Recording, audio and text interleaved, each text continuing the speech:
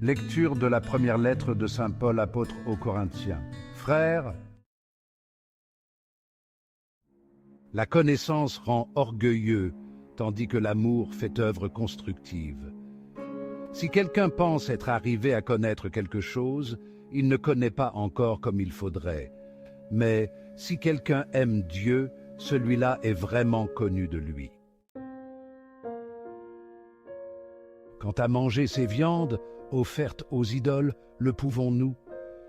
Nous savons que, dans le monde, une idole n'est rien du tout. Il n'y a de Dieu que le Dieu unique, bien qu'il y ait en effet, au ciel et sur la terre, ce qu'on appelle des dieux, et il y a une quantité de dieux et de seigneurs. Pour nous, au contraire, il n'y a qu'un seul Dieu, le Père, de qui tout vient et vers qui nous allons, et un seul Seigneur, Jésus-Christ, par qui tout vient et par qui nous vivons. Mais tout le monde n'a pas cette connaissance. Certains, habitués jusqu'ici aux idoles, croient vénérer les idoles en mangeant de cette viande, et leur conscience, qui est faible, s'en trouve souillée. Si l'un d'eux te voit, toi qui as cette connaissance, attablé dans le temple d'une idole, cet homme qui a la conscience faible ne sera-t-il pas encouragé à manger de la viande offerte aux idoles? Et la connaissance que tu as va faire périr le faible, ce frère pour qui le Christ est mort. Ainsi, en péchant contre vos frères et en blessant leur conscience qui est faible, vous péchez contre le Christ lui-même. C'est pourquoi, si une question d'aliment doit faire tomber mon frère, je ne mangerai plus jamais de viande pour ne pas faire tomber mon frère. Parole du Seigneur. Évangile de Jésus-Christ selon saint Luc.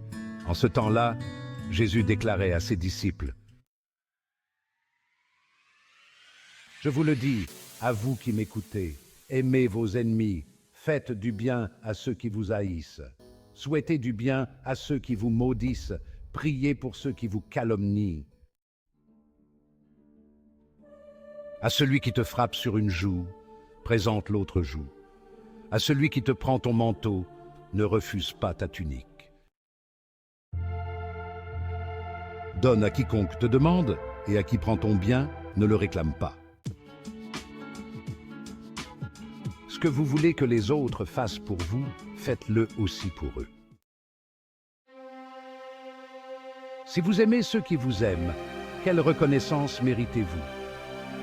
Même les pécheurs aiment ceux qui les aiment. Si vous faites du bien à ceux qui vous en font, quelle reconnaissance méritez-vous? Même les pécheurs en font autant.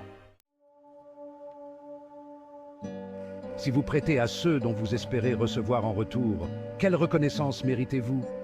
Même les pécheurs prêtent aux pécheurs pour qu'on leur rende l'équivalent. Au contraire, aimez vos ennemis, faites du bien et prêtez sans rien espérer en retour.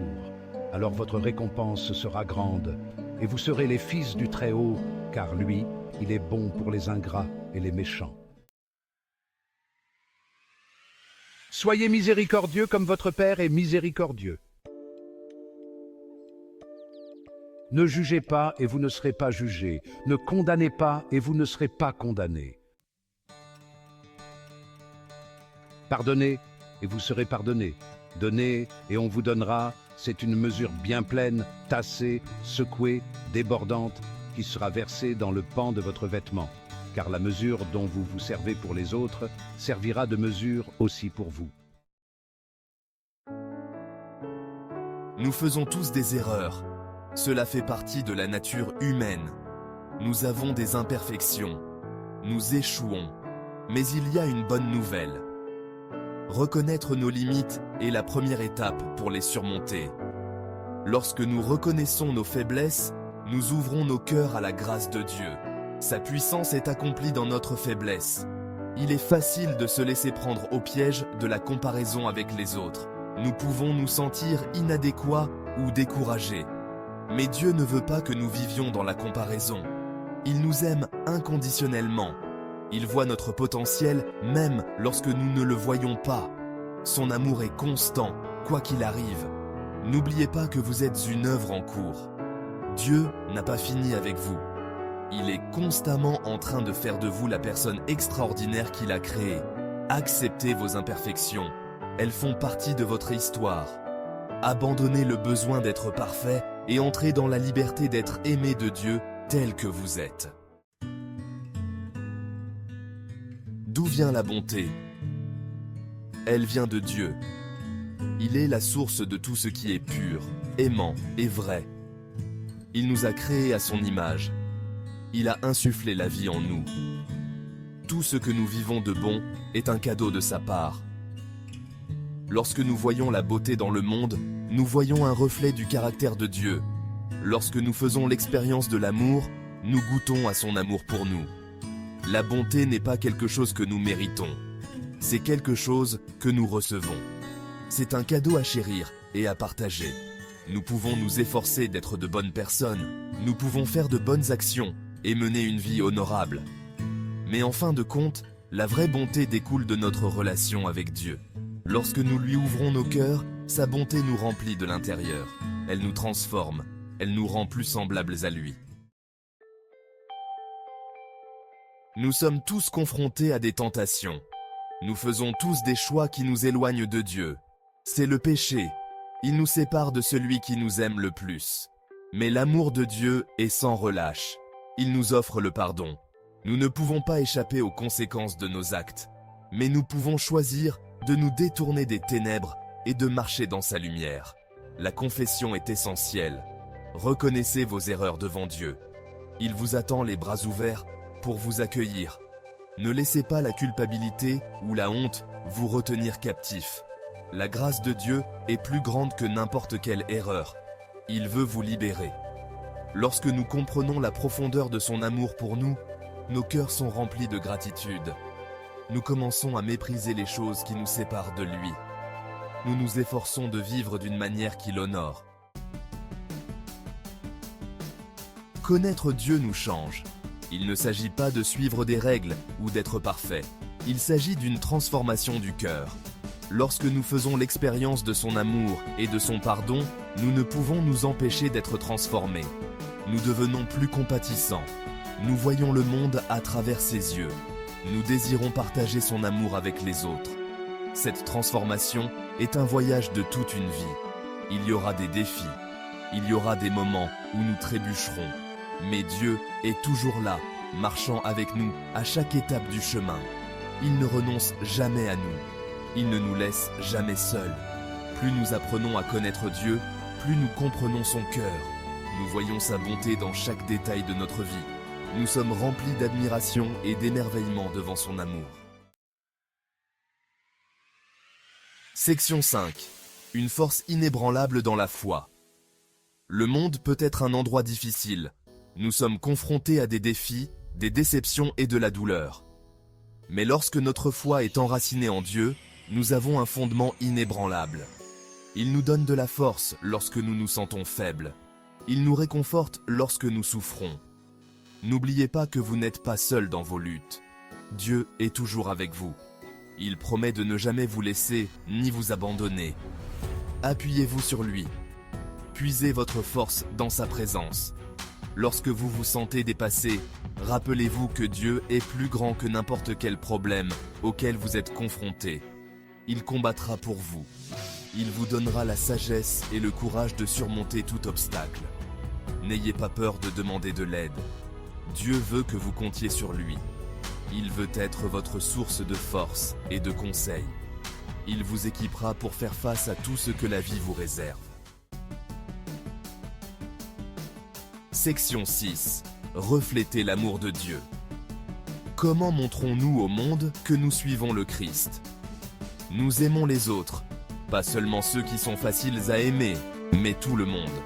Nous traitons les autres avec gentillesse, compassion et respect, même lorsqu'ils ne le méritent pas.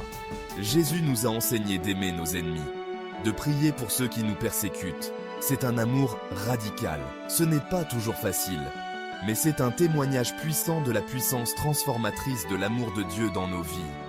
Lorsque quelqu'un nous fait du tort, nous avons le choix. Nous pouvons réagir avec colère, amertume ou vengeance. Ou bien, nous pouvons choisir une voie différente. Nous pouvons choisir le pardon. Nous pouvons choisir l'amour. C'est ainsi que nous reflétons l'amour de Dieu au monde. Section 7. Le pardon, un don et une obligation divine. Le pardon est au cœur de la foi chrétienne. Dieu nous a pardonné gratuitement. Il nous offre un nouveau départ. Mais le pardon n'est pas seulement quelque chose que nous recevons. C'est quelque chose que nous sommes appelés à accorder aux autres. Garder la colère et le ressentiment ne fait que nous blesser. Cela empoisonne nos cœurs. Cela nous maintient prisonniers du passé. Lorsque nous pardonnons aux autres, nous les libérons de notre jugement. Nous nous libérons nous-mêmes. Il n'est pas toujours facile de pardonner. Surtout lorsque nous avons été profondément blessés. Mais rappelez-vous que Dieu nous a commandé de pardonner comme il nous a pardonné. Le pardon n'est pas un signe de faiblesse. C'est un signe de force. C'est la décision de se libérer des chaînes de l'amertume et d'embrasser la liberté de l'amour de Dieu. Section 8. Un chemin vers la paix et le salut. Le voyage de la foi est une aventure qui dure toute la vie. Il s'agit de se rapprocher de Dieu chaque jour. Il s'agit de permettre à son amour de nous transformer de l'intérieur. Il s'agit de partager son amour avec un monde qui en a désespérément besoin. Accueillez le don de la grâce de Dieu. Marchez dans son pardon. Laissez son amour vous guider. N'oubliez pas que vous êtes profondément aimé. Vous avez une valeur infinie et vous avez un but à atteindre. Allez et faites la différence dans le monde. Partagez l'amour de Dieu partout où vous allez. C'est le chemin de la vraie paix. C'est le chemin du salut. Marchons ensemble.